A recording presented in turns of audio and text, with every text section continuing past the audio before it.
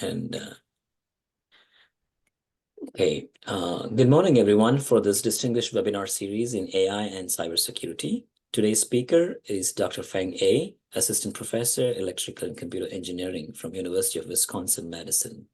The talk is titled AI-Supported Networking Analytics and Next-Generation Wireless Systems. Dr. Feng is an IEEE Senior Member, received his Ph.D. from University of Nebraska, Lincoln, in 2015 and BS degree from Shanghai Jiao Tong University, Shanghai, China, 2011.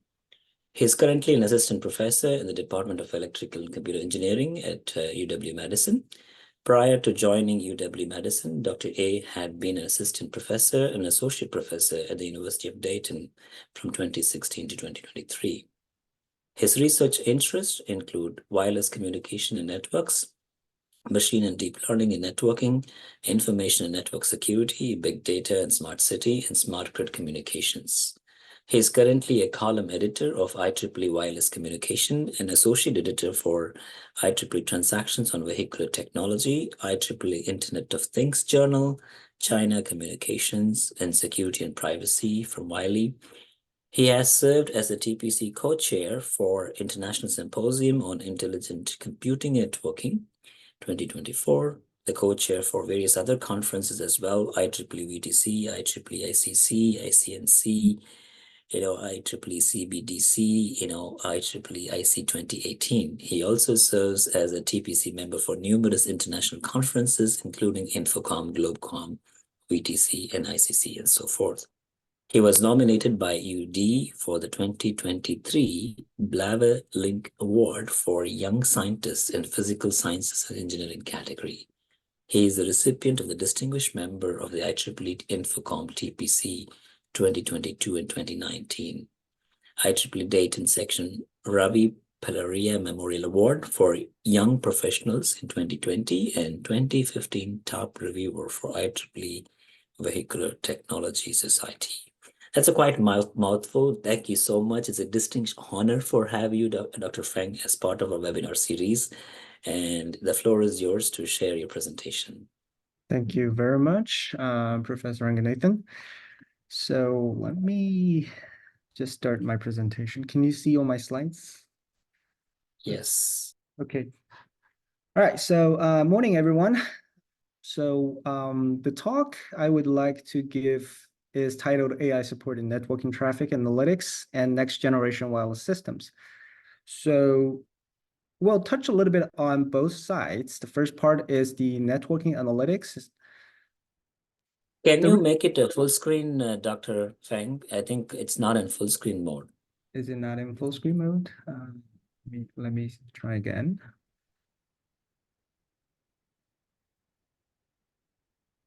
Is it full screen now? Okay. Yes. All right, so let me continue. So the two parts, first part is about AI in the network analytics. First question to you all, what is network traffic analytics? Have you all tried to measure your network bandwidth? I assume so, right? So network traffic analytics is a little bit more than just measuring your bandwidth. So the key idea is that we want to know the current status of the network. So that is from the internet service provider side. They know if they have planned well, if they are deploying their resources well. And the other goal is for the user to know if they're having the proper services they have subscribed, and also if they have the enough bandwidth or other network resources to support their applications. For example, if you are streaming high quality video, there will be a recommended bandwidth. You need to know if your current network resource has met the requirement. Such thing is called network's quality of service, the QoS stuff. This is something that is more interested to the internet service provider side. This is the properties or features that they can tune to adjust the resources they provide to the users. And now on the user side, as myself is also a network user, I would rely more on the measurement on quality of experience. For instance, if I'm browsing a website, I want to know if the website is loaded fast enough. If I'm streaming video, I want to know if the videos are streaming smoothly. So these are the things measured as quality of experience But from the internet service provider side, they don't really know if I'm doing video smoothly. What they only know is that are the packets delivered to my computer in the normal way that is measured in QoS. So can we find somewhere a middle ground between QoS and QoE? This is part why we need network traffic analytics, right? So typically in the traditional way, what they can do is to measure the port. The port number gives us a lot of information. For instance, if the current packet comes from port number 21, it's basically an FTP. And then there is a typical protocol port numbers for HTTP protocols, which basically means you're browsing website. Now, the problem is that with the advancement of network control, as well as the awareness of security, the ports are assigned dynamically in most of the applications today. And more importantly, the packets, the payloads are encrypted. All right, so in encrypted data, it doesn't seem to have all the features that we use to extract to identify a certain traffic flow.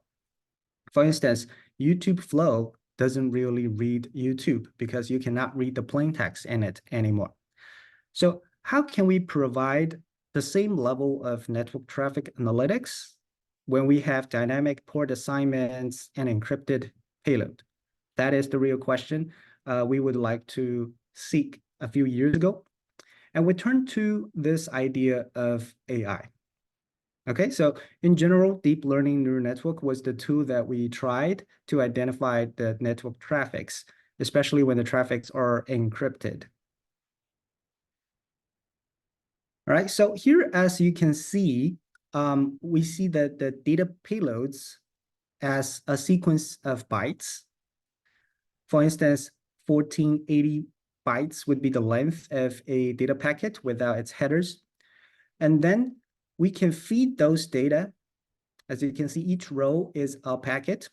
So we can feed this data into a network traffic classifier. So in a traditional way, these are plain text. We can actually read meaningful stuff from it. For example, the port number, and of course the port number are not encrypted, but today they're dynamic. So those numbers are pretty much useless.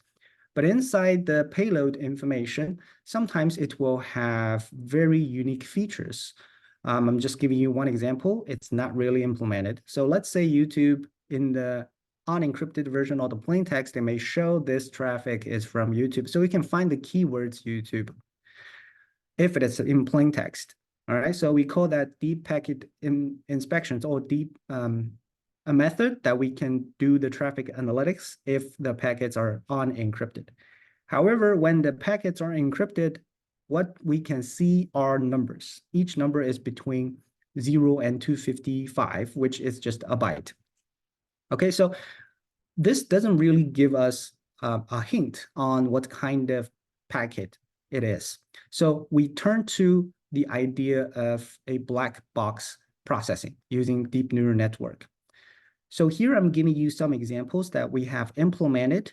For instance, if we treat the raw data as a one-dimension data, which is in its original format, it can be processed using some neural networks such as MLP or LSTM.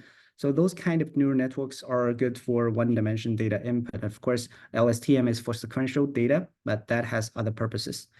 And we can also transform it into a multi-dimensional data, like the two-dimensional data or the three-dimensional data, which we can further visualize it. Now, what I want to emphasize here is this visualization is just for fun. It's not really useful when we feed it into the neural network. All right. And then we tried a whole bunch of different neural networks here, like the MLP, CNN, convolutional neural network, and also the base convolutional neural network. And then we get some results. So per the testing data, we tried a couple of applications. These are from an open data set shared from a university in Canada. Included some data. Of course, these are outdated data collected from years ago. But we can see that these deep neural networks are very good at classifying or identifying the particular application, even though the data packets are encrypted. So if you take a look at those accuracies, they are pretty good, above 90-ish%. Okay, so This is the first step we did. We figured that AI can be used for network traffic analytics, and it can be used for other things. For instance, we can now try to do network traffic prediction. Okay, I think I've mentioned that network measurement is to find the middle ground between network QoS, that is from the internet service provider side, and network quality of experience from the user side. Just identifying the application itself is not enough. For instance, let's say I am browsing YouTube. Okay, so how much bandwidth would I need? It really depends. If I'm streaming 4K high definition HDR video, I will need more bandwidth. If I'm just browsing or streaming YouTube music, it's going to be a very different situation. So how do we know how much bandwidth to provide? And of course, it's good to know the current application that I'm using, and also it's best if I can know what I will use in the next few seconds. For instance, YouTube actually is semi-periodic traffic-wise. It caches 4 seconds of content at any time and try to play it. By the time it's about to finish that content, it will start caching for the next 4 seconds again. So if I know that the user is streaming YouTube, we can plan those network allocation beforehand. So sort of we can predict the network traffic in the next time period. For instance, 4 seconds for YouTube. Now, of course, depending on different applications, there will be different period settings. So in this particular research, what we try to do is, how can we provide an accurate network traffic prediction? Now, traditionally, what we do is we do this kind of prediction not really at the user side. So we do not want to install anything on your phone or on your computer. This is probably causing privacy issues. So what we really do is we want to measure something from maybe the last point hopper, like your Wi-Fi router or maybe cellular base station tower. So at that point, all traffics are converged together. It's not just from one user, it's not just from one application. Now, some say, can we actually predict that kind of network traffic? Because that is the only useful information for the network service provider. As long as they know the accurate network traffic prediction, they can allocate the resources to satisfy the user needs. So if we do such thing, what you can see is, assuming the first row here is the actual network traffic. As you can see, it's really dynamic and sort of random because it's a combination of many different applications. And then we can apply direct prediction, for example, using different tools. Now, of course, I admit these are not the best way to run a prediction, but it gives us a very good hint. Now, as you can see, it does show some good prediction results, but it can be inaccurate at certain points. And those are the certain points that users file complaints, all right? So they got stutters, they got, disconnections. As long as they get 1 or 2 of those every day, they will file hundreds of complaints. Okay, so how can we improve that situation if we're not really monitoring on a user end? So what we propose to do is that, yes, this traffic is a combination of many different applications, but we can identify each of those applications based on our packet-based traffic classifier that I introduced in the previous slide. So in that case, we can identify, okay, so this particular packet is from YouTube, then I assume the next 4 seconds at least is gonna include YouTube traffic.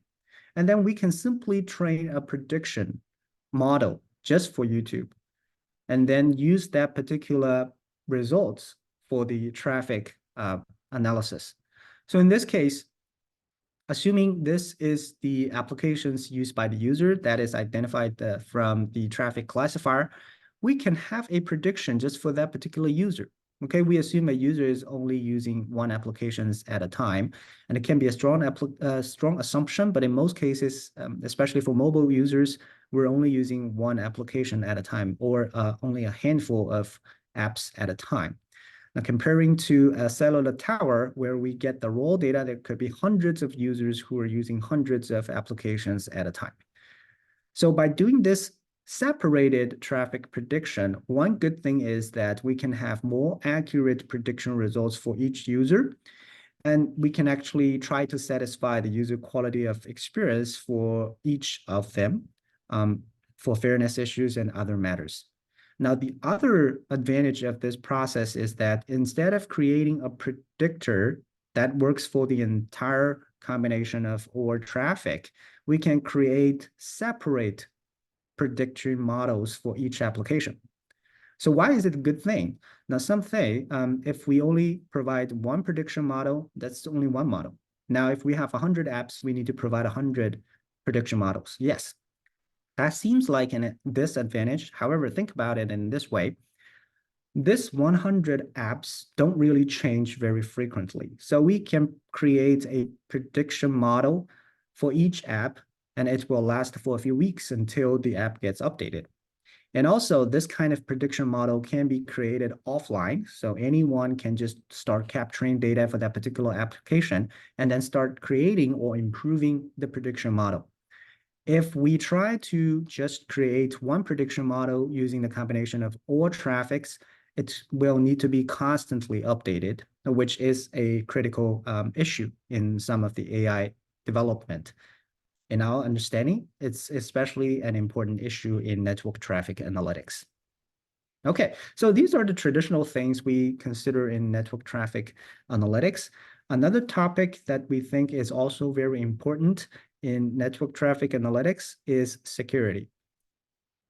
So intrusion detection system is one typical example we consider in network traffic analytics. So in network traffic, it may contain malicious traffic and so on and so forth.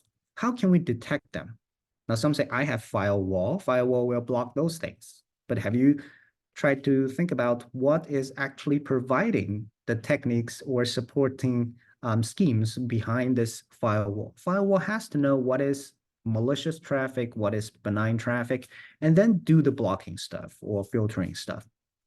Okay, so intrusion detection system, or in short, IDS, has been implemented using different techniques. And machine learning or AI is not really a new thing. Researchers and developers have been using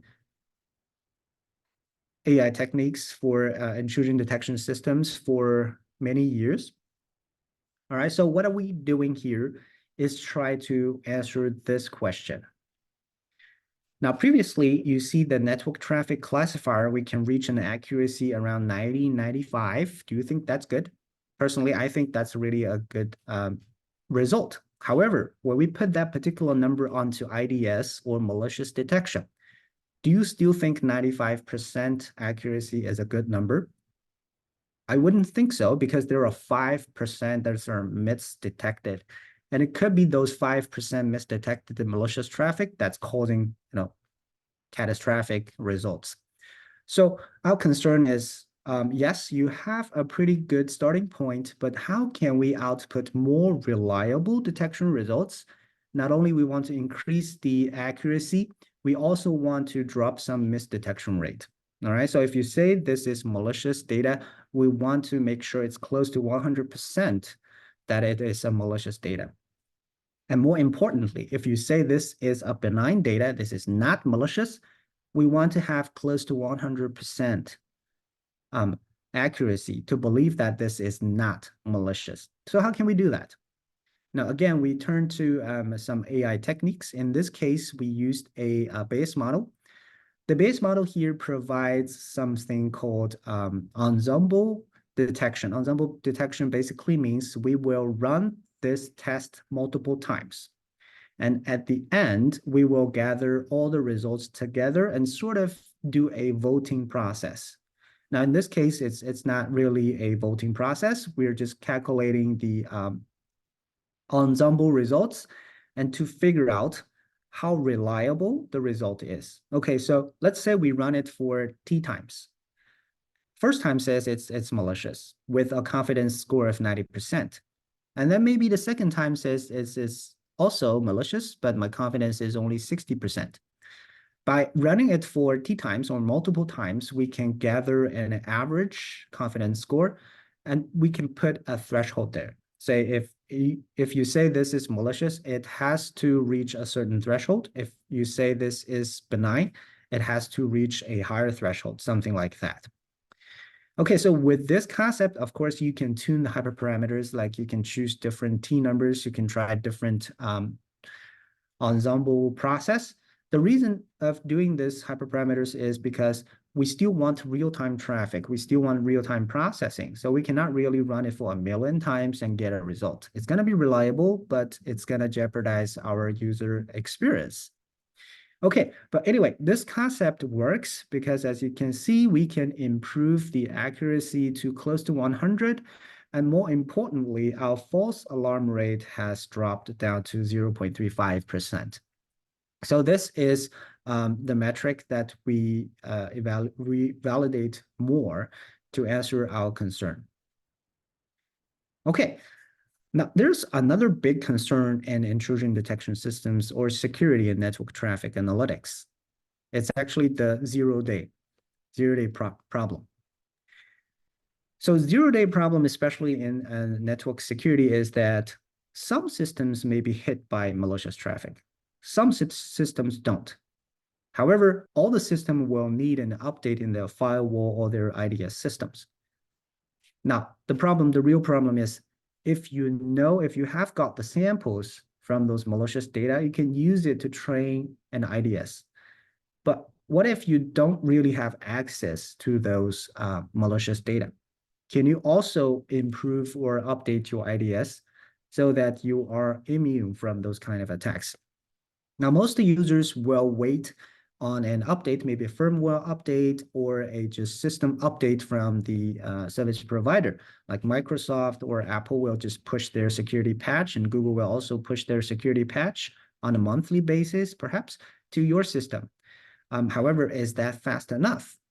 Okay, so what we want to do here is provide distributed AI tools like federated learning so that distributed users can come up with a solution to build or improve their IDS systems against malicious data, especially on a zero-day attack. Here we're using IoT and botnet attack as an example, but we think this concept can be extended and applied to a general network intrusion detection system scenario. So basically, we assume that the devices or users have different knowledge base. Some have knowledge of those zero-day attacks or new attacks, and most of them don't. So what is federated learning? Federated learning basically means that each user has access to some certain data set, and they don't really share the data set in a centralized way, but they all come up with a local AI model update. The updated model will be sort of combined together through an aggregated weights. Okay, so those aggregation process does not need the share of data. It does not need the share of the entire model. So that's the advantage of such process. Now, let me put it in this way. If I'm the user who has malicious data, I would not want to share this malicious data to other users because in that case, I'll be transferring malicious data or I'm causing intrusion detection to other users. So I'll just restrict it to a safe area and then only provide an updated IDS model in a certain way. In this case, it's just going to be some updates in the weights. Okay, so that is the traditional federated learning process. Now, a normal federated learning will have slow convergence rate to the final AI model. And also the converged AI model is not going to give us the optimal solution. The reason is that each user has different access to data sets, and their update cannot be weighted the same. For example, if I'm the user who has access to a lot of malicious data, then my updated model is going to recognize those malicious data. But if my neighbor does not have access to those malicious data, then his or her updated model is not going to work as well as mine. In some cases, it's even going to sort of ruin my updates.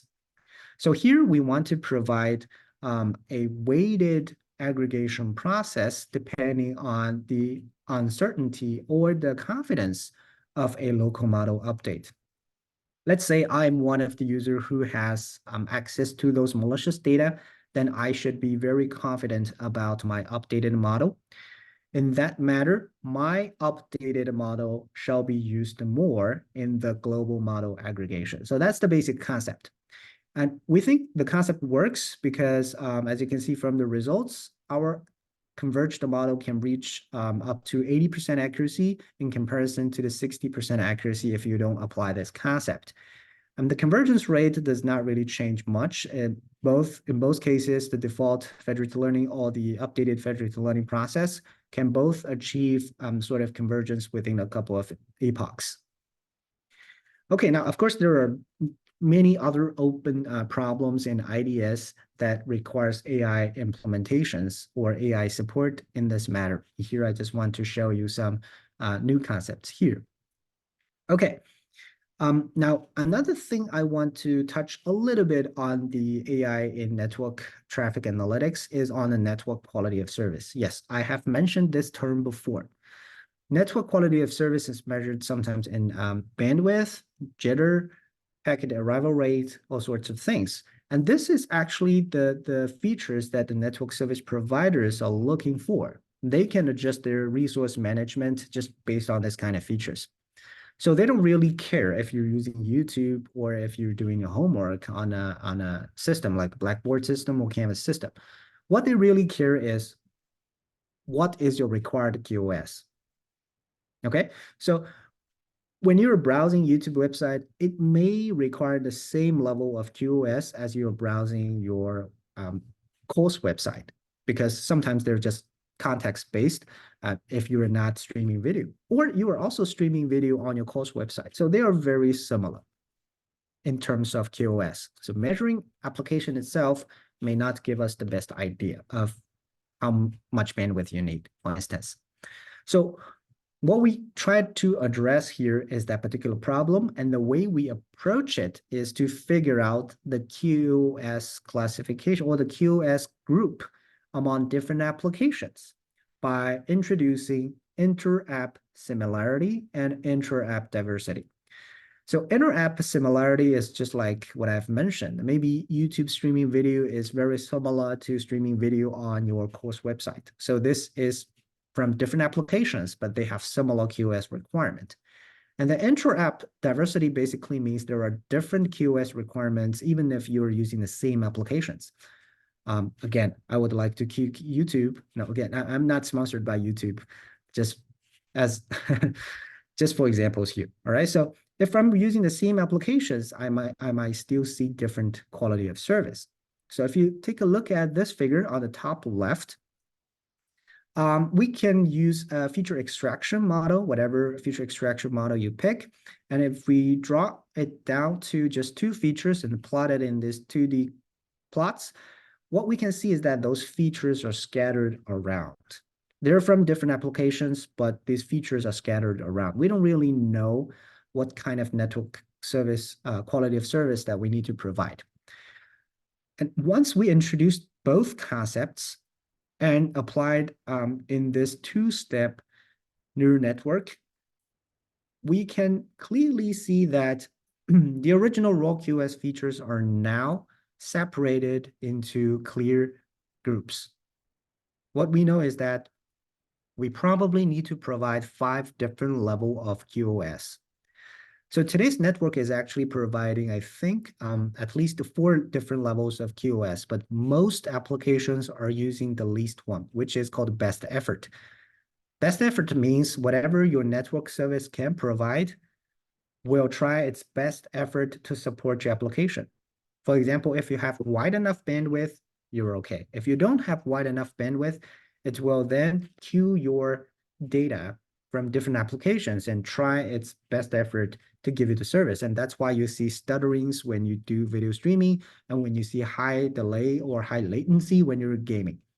So best effort is not necessarily the best way to provide quality of service.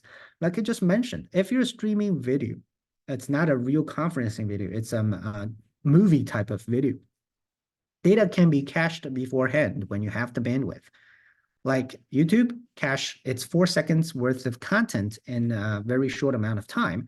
then you can use the rest of the time to provide network services to other applications. For instance, if your roommates is gaming or doing homeworks, we can then use the rest of the 3 seconds-ish network service for that kind of application. So that's the purpose. Okay, anyway, per this results, we can see that there are 5 different network service levels we can probably classify or provide.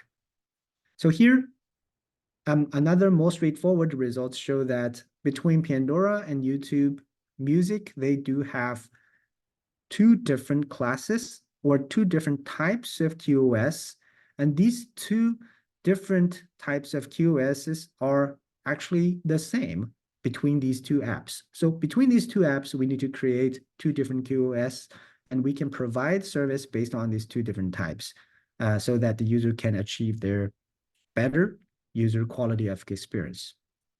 All right, so hopefully you think that AI is being really useful in network traffic analytics.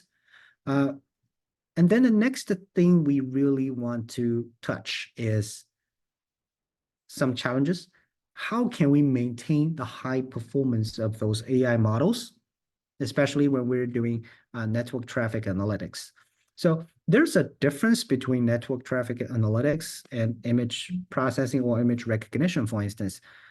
Let's say when you're recognizing a cat, it's always a cat. Cat doesn't change much, right? So the model you trained 10 years ago can still be used to identify a cat today.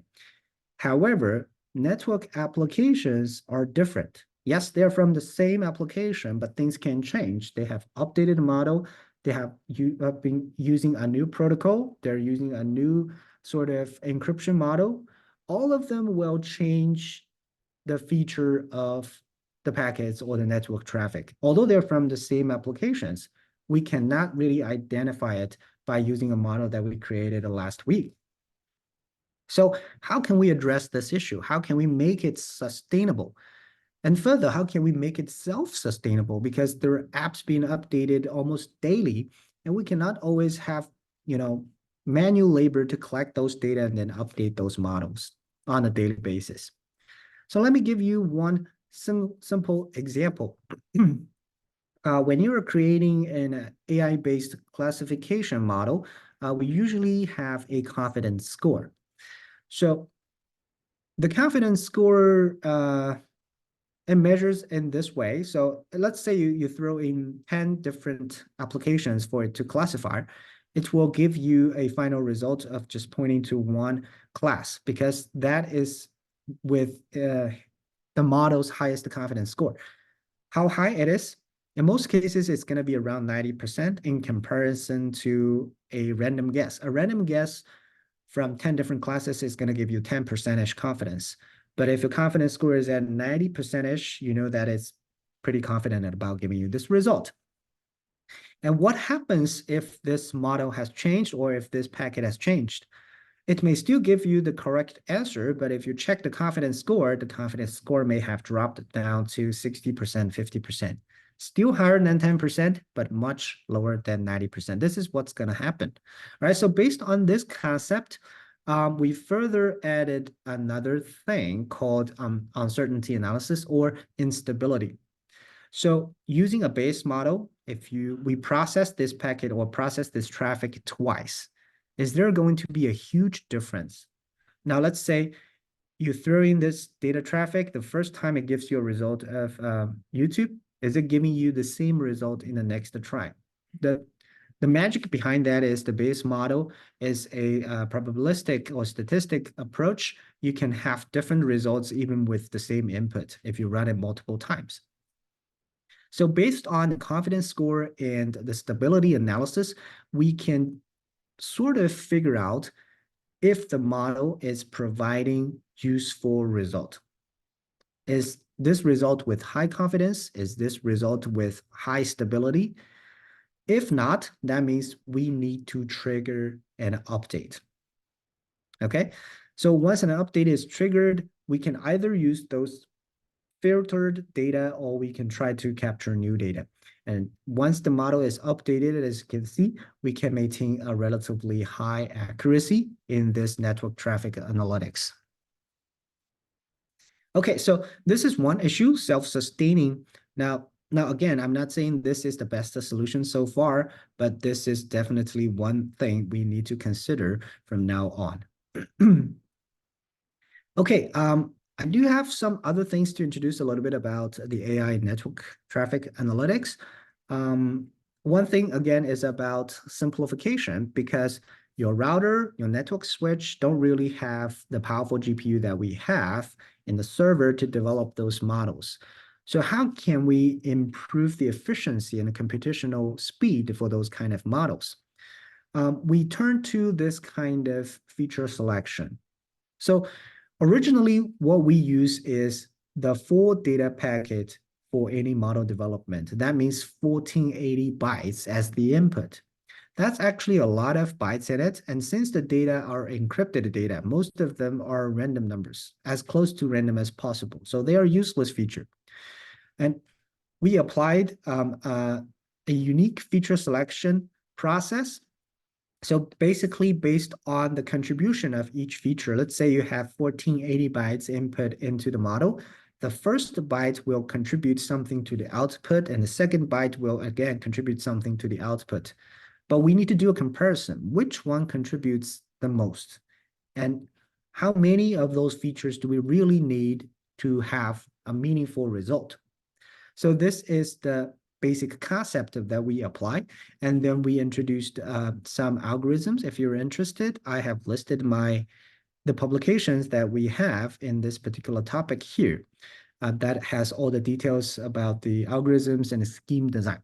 But the result is that in order to have a meaningful result for network traffic classification, we only need to pick 6 features out of the 1480. It's not necessarily the first 6 features, but it's 60 features alongside these 1480 bytes.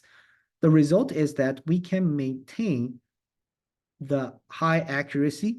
We can still achieve 95 or above detection accuracy with only 6 features in comparison to 1480, which means we can now speed up the processing by 141 times. Now, that's still not, that may not be fast enough for your router to process it if it doesn't really have an AI chip, but we think it's much better for us to implement it on an embedded system or something like a typical router. All right, so one last thing I want to mention on this AI part is data collection. Now, as I mentioned, we need a lot of data to sort of implement and update those models. Problem is that if we need 100 hours of YouTube data, you need to sit there and collect it for 100 hours. That doesn't really work. So our goal is to develop such a network traffic generator, which will generate any network traffics that can be used for those AI algorithm design. So basically, it should include or generate those data packets that are very similar to real data packets, although they're not real. And they should also follow a traffic pattern that is very similar to the original traffic pattern. For instance, right here, what we can see is our evaluation result. In the blue, we have the true traffic, which means it's the traffic that we captured from an online application. And then the red is the predicted traffic generated from our traffic generator. So they do show very similar features, which means the network traffic is producing meaningful data traffic that we can use for AI development. Now, since the data traffic itself is synthetic data, we cannot really give meaningful video contents if you are generating video traffic. But the purpose is that instead of sitting there for 100 hours, collecting 100 hours worth of video, we only need to run it for a couple of minutes. It will generate long enough data traffic depending on your needs. It can also generate combined network traffic with different applications. This tool is still under development. The prototypes or the initial functions are ready, but we're adding some other things like the self-sustaining capability, uncertainty analysis, and intrusion detections into our algorithm pool. So we hope that it'll be ready in a couple of months, and basically we will give it an open source access or have it accessible to all of you if you're interested. Okay, so I think I'm running a little bit out of time, but I really want to touch a little bit on AI in next generation wireless communications. So next generation wireless communications is more than just a mobile phone network. It's more than just an advancement of LTE. So it will be used as in a pervasive way. We will see the wireless communications everywhere. So one typical scenario we will see is the IoT communications. So what do you think? What kind of wireless technology do IoT devices use? Let me say Wi-Fi, Bluetooth, and it also uses something like Zigbee, okay? Now, the problem is that the three different technologies don't talk to each other. So basically, if your device is supported by Wi-Fi, it can only talk to Wi-Fi devices. It doesn't really talk to Zigbee devices. But IoT is meant for seamless connections. We want them to talk to each other. So we want to provide a mechanism that those different technologies can try to understand each other. So the first step is to figure out what exactly the technology that you're using. In this case, we used this process that is really called AI-supported wireless technology detection. And of course, first of all, we run some implementations to figure out the particular channels that you're using and the frequencies. Are you running on 2.4 gigahertz? Are you running on 5 gigahertz? That will give us a very good understanding whether you're using Bluetooth or Wi-Fi or using Wi-Fi 6 or using Wi-Fi 5. Now, further, we turn to a very simple machine learning enabled classification here with an idea of figuring out the modulation scheme. Now, some of you may understand that different technologies rely on different modulation techniques. For instance, Wi-Fi 6 uses 1024 QAM at its maximum data rate, but Zigbee only uses QAM, which is almost the bottom of this modulation scheme. So if we can identify this kind of different technologies, it will help us to separate different Wi-Fi or Zigbee or Bluetooth technologies. So per our test, we can achieve pretty high identification accuracies among different IoT-supported technologies by using machine learning algorithms. So if we don't use machine learning or AI tools, the traditional way is to use or to read those header files. In a Wi-Fi header file, it will tell you this is from a Wi-Fi packet. A Bluetooth packet will tell you this is from a Bluetooth header, Bluetooth packet. The problem is that your device must be capable of processing those MAC layer headers. But in most cases, those cheap IoT devices are not cross-technology supported. They may only support reading Wi-Fi headers. They may not be supported reading Zigbee headers. So our solution is focused only on the physical layers. They don't really need to touch the header files. And also that means they don't need to touch any payload information. That is also for security purposes. Okay, so this is what we vision as in a seamless IoT scenario.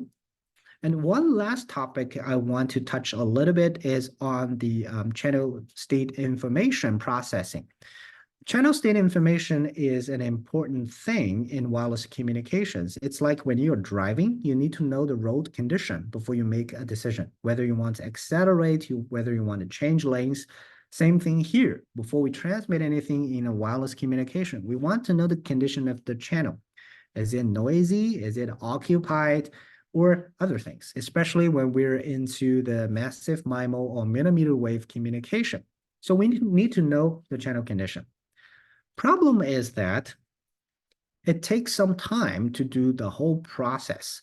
A typical way in a FDD system or a frequency division duplex system, what happens is that the transmitter, or usually the base station, will transmit a pilot sequence, which is used for the channel estimation to the user. The user will then estimate the channel, has the results, that the user now has the channel information.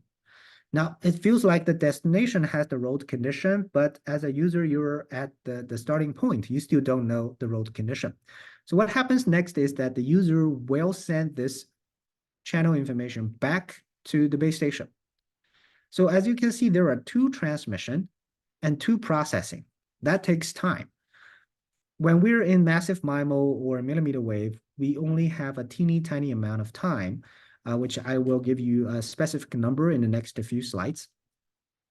So if we can speed up the CSI processing by 1 or 2 orders of magnitude, or basically accelerate it by 10 times or 100 times, it will dramatically sort of reduce the delay we need in this CSI processing. Now, there isn't much we can do in the wireless transmission part, so our focus is on the processing side, okay? Now, in this process, what we try to do, again, is turn to AI. AI is a very powerful tool here, because in channel estimation, we're actually processing a matrix that is in the dimension of depends on antennas. Let's say you have a 32 by 32 MIMO system, then the data that we need to process is 32 by 32 by 2. The reason by 2 is because each number is a complex number, and our AI tools can only process real values, so a complex number will be processed in 2 parts, the real part and an imaginary part. But anyway, we need to process 2,048 values in one channel estimation, and we need to finish it within a few milliseconds. So that takes time. The traditional way, the traditional mathematical approach cannot give us an accurate result in this short amount of time, but AI can probably do it. So we turn to this autoencoder-based process that will process and compress this original channel information into just a few hundred bytes of the code word, and then the code word will be transmitted through the wireless channel. Now, in comparison, the code word is much shorter than the original channel, so we're also saving time during the transmission part. And the receiver side, it will do the reconstruction. All right, so as you can see, our approach here can have pretty good reconstruction accuracy, even at a very high compression ratio. So 1 by 32 basically means we have compressed this original 2048 data down to 2048 divided by 32. Okay, so which is about 64. And we only need to process 64 bytes in the process. And we can still achieve a pretty high reconstruction accuracy. Okay, and here I'm giving you this particular number. So if we're dealing in a typical sub-6 gigahertz carrier, which is the wireless channel that we use for everyday mobile phones, we have about 0.12 millisecond to process everything, if assuming you are traveling or you are driving on the highway. If we're using a millimeter wave, that can be down to 0.04 milliseconds. That includes generating the pilots, transmit it to the user, process the data, feed it back to the base station, and then whatsoever. So that does take some time to do everything, but we don't have that particular time. And what if we do it with a delay? So this is what happens. If we have 0 delay, our traditional method is going to be accurate. But if we have some like 50 millisecond delay, as you can see, the reconstructed points will be away from the dedicated points. Basically, that means your condition is estimated with error. Your follow-up transmission is going to be compromised. And 50 milliseconds, what are we talking about? It is typically the channel estimation delay we see in an LTE system. All right, so we are going to see a huge difference if we apply the same technology in the 5G or beyond communication systems. So is there a solution? We proposed one. It's sort of in a 3-phase deep learning supported manner. Now, we understand that deep learning is a complicated processing. It takes time. So instead of processing the channel estimation for the current status, our goal is to actually predict the channel status for the next few time slots. So there are things we need to consider. First of all, where the user is moving toward. So we need to know where the user is located after a few time slots. And we then estimate the channels in that particular time slots and in that particular position. So to give you a heads up, our proposed concept works pretty well when users are traveling at a speed of 25 meters per second, 15 meters per second, 100 meters per second. We can all achieve a pretty good channel estimation accuracy. So in terms of the transmission bit error rate, it is pretty low as well. So that means we can have good channel estimation and good transmission quality if we apply this three-step AI supported or deep learning supported path prediction and channel estimation. Now, if you're interested in this work, please email me directly because we haven't had this paper published yet. But the results and the codes are ready.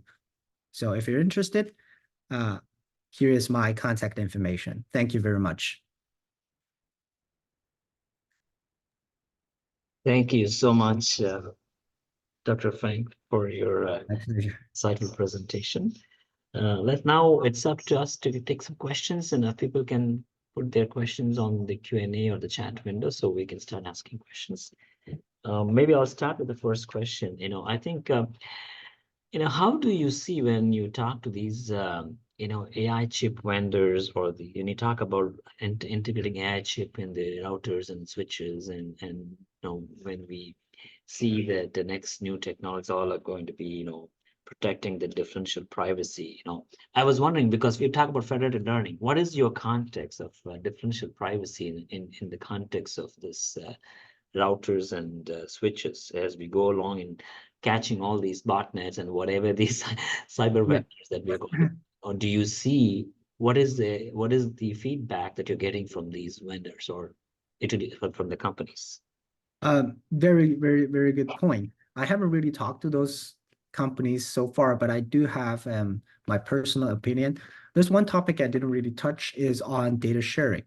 So the topics that I've covered requires a lot of personal data that can be collected from a user device, can be collected from a router switch.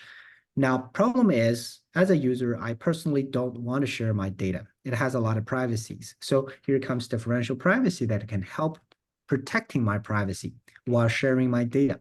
So if such AI chips are with differential privacy capabilities or other security or privacy capabilities, we can definitely use that to pre-process the data before they're getting shared. I think there is a work that I'm collaborating with Professor Jialun Zhang here, is in the data processing with enhanced differential privacy in this particular manner.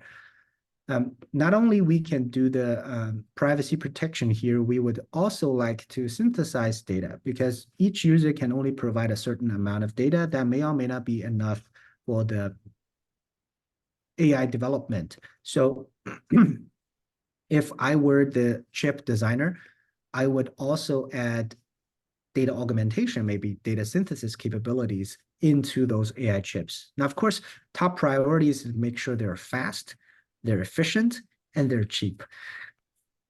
Because we don't want to share $1,000 just on a router. Thank you. And then let me read a couple of questions. Okay, thank you, Dr. He, for great presentation. Okay, what do you think about potential of digital twin in the context of managing and tracking wireless systems with AI aspects? Yeah. Very good point. So digital twins, I think there are two aspects of digital twins. Digital twins itself as a tool is supported by AI and communications and networks. So there's a lot we need to introduce there. For example, the topics that I've just introduced, how can we reduce the latency and channel estimation? It's quite important because we want to have low delay or near zero delay communications between the digital twin and the physical content. And so this is one particular aspect for developing the digital twin itself. And then the other aspect is, what is digital twin for AI? And so in digital twin, it has the physical aspects, which is generating a lot of data. And then the digital part can process those data. Now, again, here comes the privacy issues and data issues and sustainability issues. So all those things are challenging the AI development. So in my understanding, these two parts shall be viewed separately. But both of them or all of them are together promoting this digital twin in this AI area. Thank you. Next question. Could you comment on what methods one can use to determine the confidence threshold for such classification problems? I understand there was a trade-off function used to find the optimal threshold in your manuscript that you're talking about regarding the IDS. Okay, so regarding this particular IDS, in our work, we use a traditional machine learning classifier, which we will see a classification layer at the end. That is based on the cross-entropy evaluation result. So we simply pulled out that result before outputting the final result. So like I mentioned, if you have 10 applications, the cross-entropy will give you a value somewhere between 0 and 1, with the summation of that result is going to be 1. So on average, we're going to see 10% for each of those evaluation results, and we will see a highest value for that one particular application. Now, we can test it with pre-trained data, which means the model should have very high confidence for that result. Normally, with 10 applications, we see something above 90% in the cross-entropy evaluation layer. So a low confidence normally means it's dropped dramatically, for example, from 90% all the way down to 50%. But what exactly is the optimal threshold shall depend on your model implementations and on the choice of your applications. Great. Okay, how does one get an average confidence for a packet? Will the machine learning algorithm return different confidence score for the same packet if it called multiple times? What libraries were used to build your machine learning models? Good point. So the confidence score I've just introduced will always be the same if we use the same model and the same packet. The ensemble result, what I'm mentioning, is actually based on a Bayes approach. If there's a particular library you're looking for, please search for the Bayes neural network library that can turn your existing machine learning models into a Bayes model. With a Bayes model, if you feed it into the same input each time, you will get a slightly different output result. Now, of course, for the classification, you will always get the same classification result. So in that case, I would recommend going one layer before that. Let's say the cross-entropy layer. In that case, you will get a slightly different confidence score in that particular layer. So the keyword is you need to run a statistical model. What I recommend here is a Bayes neural network. Now you can also turn to other statistical models that will give you similar results. Thank you. You mentioned this open source is still in the pending work, but I'm just curious to see, in terms of the traffic generator that you're talking about, can it simulate TCP, UDP, all kinds of traffic, also includes user behaviors? Yes. The current network, our tool is based on open source platform, which is called Network Simulator 3, the NS3. If you're interested, you can try to download and install and see all the capability of that. All those TCP layer protocols, TCP UDP, or QUIC protocols are available if you want to simulate a certain type of traffic.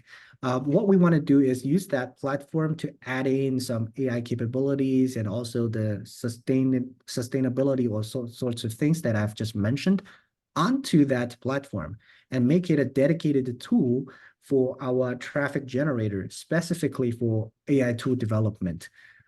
So we're not redesigning NS3, but we're just using NS3 as the foundation to provide a dedicated tool in this particular area.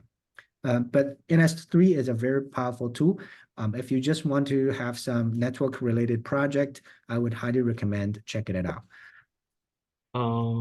Okay, let's see. I want to ask you something else, but I forgot. Let's see. I had some question in my head right now. And okay, so oh yeah, in terms of scalability, the series of papers that you talk about, number of devices that you actually tested for the fed learning, what is it, like 10, 11 devices, or is not? Is it like thousands of devices? How do you translate or to make sure it's reproducibility from? I'm just curious to see what's your thought on the scalability of the work that you have done and see on a large scale. When we talk about naturally speaking, it has to be on cloud, AWS or Azure or the leading providers, and I'm not sure how you see this type of network analysis using AI is going to play a role when we really want to, have a good impact in large number of IoT devices. Well, very good point. Scalability is definitely a critical issue, especially when we're talking about IoT or those kind of distributed IDS development.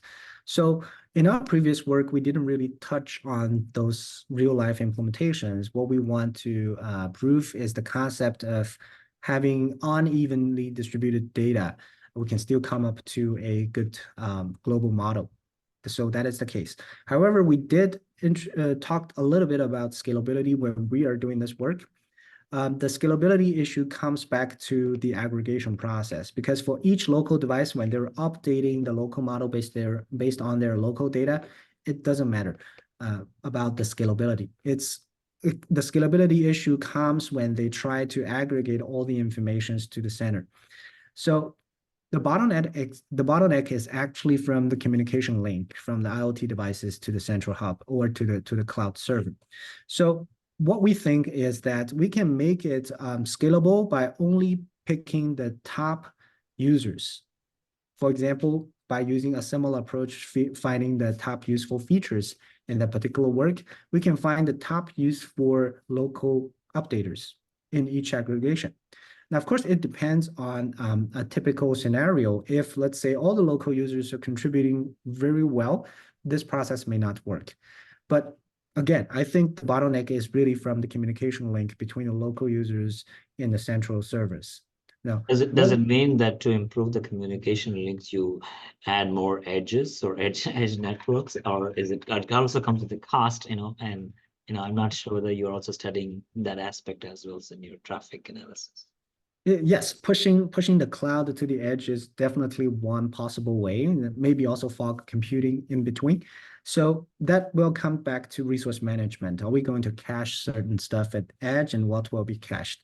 But we didn't really touch much on that, but I think that is a really good point on addressing the scalability issue.